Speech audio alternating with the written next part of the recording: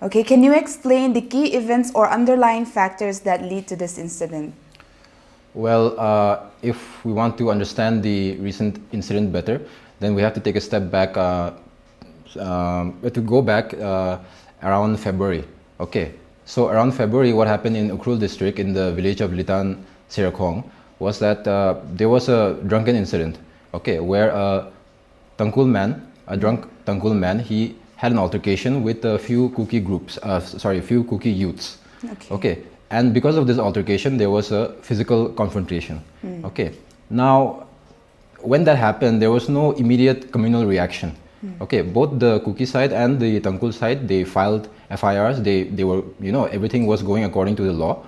And in fact, the Kuki chief had also, supported the justice system, and they agreed to meet the police. Okay, the very next day, along with the accused. Okay, so a meeting was set the very next day to settle the situation. And also when the Kuki leaders, the community leaders were notified of this, the only comment they made was that this was very bad and that the law should take, take action on this.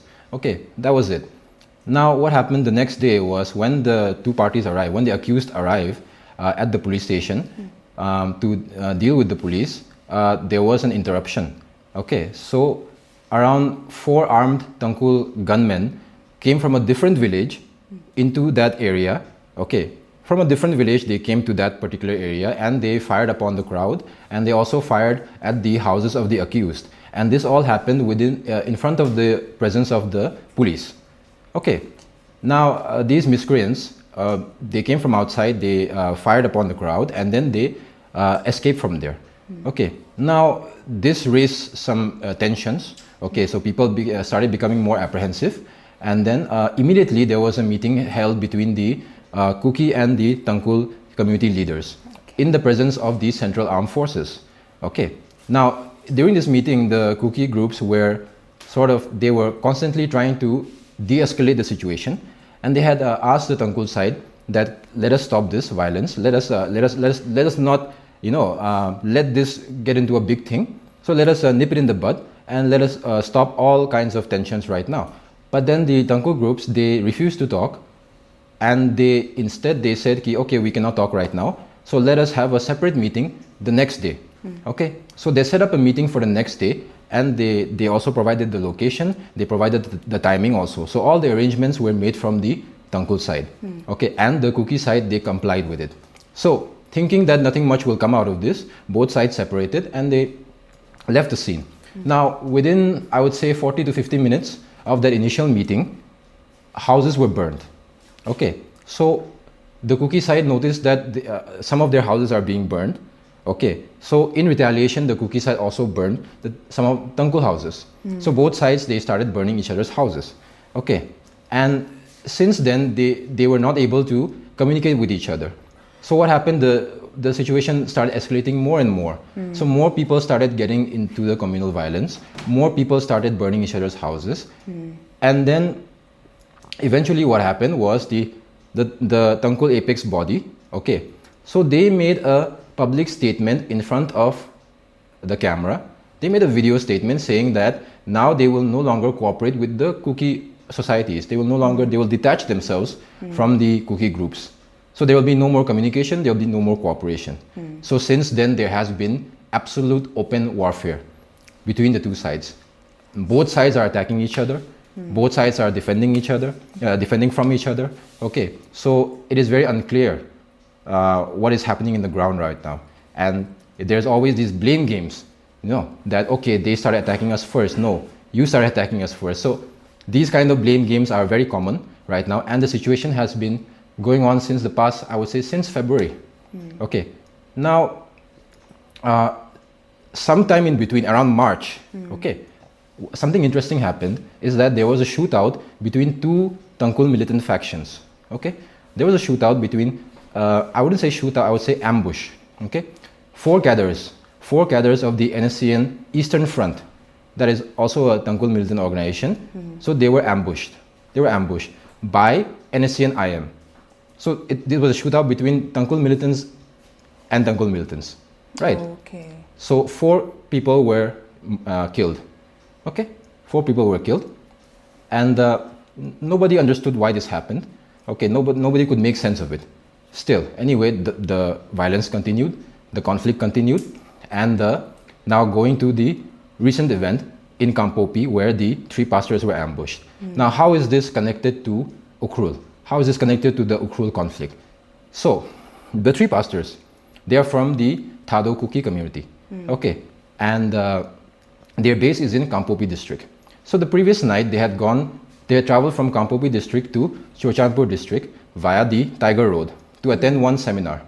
What was the seminar about? That was a seminar being held by the Manipur Baptist Union. Okay, so the meeting was in regards to how to separate the Kukizo entity from the Manipur Baptist Union. Basically, how to start a separate wing, because the Kukizo pastors cannot enter Imphal anymore. So just to have an administrative, some kind of administrative solution to it, that is why they had this meeting. Okay, now after the meeting, the very next day, the convoy of pastors, they were returning from Chochanpur to Kampopi. Now somewhere along the way, these 3, the convoy was ambushed, and 3 of the pastors were shot dead on the spot, and I think around 1 person survived. Now, immediately after this incident, there was accusations from the Kuki side that this was carried out by 2 militant organizations. One is the ZUF, which is the Zilengrong United Front, and the other is the NSCN-IM, which is a Tangkul body, is a Tangkul militant organization. Okay, so this is how it is connected to the Ukhrul conflict. Okay, now immediately after the first set of accusations come in, the response from the ZUF was that they deny the responsibility, they deny committing this crime, and instead they blamed the NSCN-IM. So now one Naga militant faction is blaming the other Naga militant faction. And on top of that, what they're also adding is that the NSCN-IM, they have created a fake proxy under the Zilengrong United Front name to confuse the public. So their accusation is that the NSCN-IM had carried out this ambush using the fake ZUF organization's name.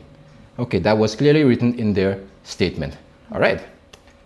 Now, after this, now what is the response from the Tangkul side? So the response from the Tangkul side is that they deny any, they deny responsibility for this action, for this crime, and also now they are accusing the Kuki side of ambushing their own pastors. And their claim is that the Kuki side killed those 3 pastors because those 3 pastors belong to the Thado community. And they claim that the Thado community does not want to be a part of the larger Kuki nomenclature. But that is just a propaganda. It is a propaganda which was started by Michael Lamzathang. Ever since the conflict, he has been propagating himself as a Thado. Although he has been part of Kuki organizations before, now he has reinvented himself as a Thado. And he claims that the Thado organizations, the Thado community, do not want to be part of the Kuki groups, which is untrue, because I am also a Thado and I also belong to the Kuki group, and the official apex body, the Thado INPI, which is located in Kampopi, they also have no intention to separate from the Kuki groups. Okay, so why is there so much confusion? Because Michael Lamzathang, what he did was he created a fake Thado organization. Okay, a fake Thado INPI organization, which has already been declared illegal and unlawful by the actual apex Thado body. Okay, and at the same time, he is using another organization called the Thado International Community, who are all located overseas, out of India. And most of the members, they are not even Indian citizens. They are from Burma. Okay, and they do not even speak the Thado language. Okay, so now, because of these 2 fake organizations, there has been mass confusion. And the Tangkuls are trying to create this narrative that the Kukis have killed their own pastors simply because they belong to the Thado community. And also they are claiming that these 3 pastors were somehow they were involved in some peace meeting between the Kuki and the Meitei, or the Thado and the Meitei, and that is why they were killed. But like I said before, the only reason why they traveled to Chochanpur is to have a meeting regarding Manipur Baptist Union. So it has nothing to do with the peace talks, nothing to do with, other communities. So all this is just misinformation. trying to confuse the public. So that is the situation so far. After the ambush, I would say the situation is very volatile, because immediately after the ambush, what happened was both the Kuki and the Naga side, they started capturing hostages. Okay, so till yesterday, there was a hostage standoff situation where both the Kuki side and the Naga side were trying to, let's say, trying to get the other side to release their hostages first. Okay, the latest update this morning is that some of the hostages have been exchanged. Okay, 7 of the Kuki hostages have been released, and around 17, majority of the Naga hostages have been released. But now the question is, what about the remaining Kuki hostages? Because only 7 have been released till now, and the Kuki side has released mostly all the Naga hostages. So the situation still stands, and the remaining Kuki hostages are still in Naga custody. That is the situation. Who is like to be held most responsible for the situation that's going on right now? See, in Manipur, you can never tell who is responsible, because every organization will blame the other, every tribe will blame the other. Okay, but all I can say is that the narrative which is coming from the Tangkul side, which is that the Kukis killed their own pastors because they were Thado, that narrative does not make any sense. Because these 3 pastors, although they belong to the Thado community, they have been living in Kampopi for a long time. They went to Chochampur, and they have never had any issues with the Kuki groups because they themselves are Kuki, like I said. So it does not make sense for the Kuki side to kill their own 3 pastors. Rather, what makes more sense is that this was definitely, as what the ZUF, the Zillengrong United Front, as what they claimed, it is definitely, it must be an assassination conducted by the NSC and IM through their proxy, which is Zillengrong United Front Kamson. Okay? Okay, so as the last question, like, how do you see the situation evolving and in the coming days or weeks, and do you believe that there's a realistic path toward a solution in the near future? Realistically speaking, I don't see a solution to it because the Tangkul side have not put forth any demand. The demand from the Kuki side is to de-escalate the situation and to bring peace. The Kuki have no interest in fighting the Tangkul. The Kuki have no interest in fighting the Naga. We do not have interest in fighting anyone. Right now, there's a situation between the Kuki and the Meitei. It has gone to political talks. So nobody is interested in open warfare at this moment. Okay. But the problem is that the Tangkul side, they don't have any demand. So what is their end objective? If there is to be a peaceful solution, they need to bring forth their demand. What do they want from this? So far, they have not stated anything. And because they have not put forth any demand, it leads to a lot of speculations. And the major speculation is that there is a leadership crisis amongst the Tangkul militancy. Because as we all know, their leader, which is Muiva, he is very old right now. And since the conflict, he has not made any public appearance. Okay. It is such a major conflict is happening, and the leader is not making any appearance. So everyone finds it very odd. So the major speculation is that there is an internal struggle within the Tangkul militant groups. Why? Because if we just tally all the news from the entire Northeast region, especially Arunachal Pradesh, so over the past week, there has been a lot of NSC and IM operatives captured by the central forces in Arunachal Pradesh. And there was also an encounter where 2 NSCN cadres were killed by the central forces. And also, 1 NSCN IM operative surrendered to the police. So as you can see, the NSCN IM faction is weakening. Okay, their grip on the Naga society is weakening. So over the past few decades, the NSCN IM operatives, they have not fulfilled any of the promises they have made. And they have resorted to extortion. They have resorted to doing illegal businesses. So the people do not have any trust anymore. So this is why there is a major speculation that the Tangkul militant organizations are now fragmented. Okay, so in order to fix this problem, how do they fix this problem? How do they elect a new leader? It usually comes at a time of crisis. When there's a time of crisis, they expect that a hero or a leader will arise from the ashes and save the people, right? So the major speculation is this is why the conflict is not ending, and this is why they have not put forth any official demand, because for them it is not about any demand. For them it is about survival. It is about who will take up the leadership, who will continue the Nagaland movement, and how do we jumpstart the movement and unite all the other Naga tribes into the movement. And their way of doing it is by creating a crisis with the Kukis and by constantly trying to pull in the other Naga tribes into the conflict. They have officially reached out to the Nagaland tribes, and they've officially reached out to all the other Manipur Naga tribes as well. And the problem is that the Zileng Association, unfortunately for the Tangkuls, the Zileng Association already made a public statement on camera saying that they will not participate in this conflict because it was started because of a drunken brawl. So we have no interest to participate in this conflict. Similarly, the response from Nagaland's side has been very bleak. So instead of joining the conflict, what they have done is they sent a delegation of Nagaland Joint Christian Forum to broker a peace between the Tangkuls and the Kukis.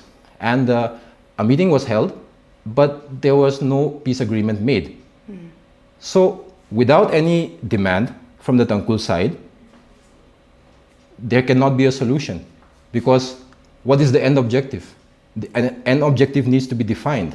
From the Kuki side, the end objective is peace. From the Tangkul side, there is no end objective. So it is difficult to have talks, it is difficult to have a solution. So I fear the situation will become more volatile as time goes on. If they have an objective, then at least there can be a discussion. Okay, right now, okay, let's analyze the Kuki and Métis situation.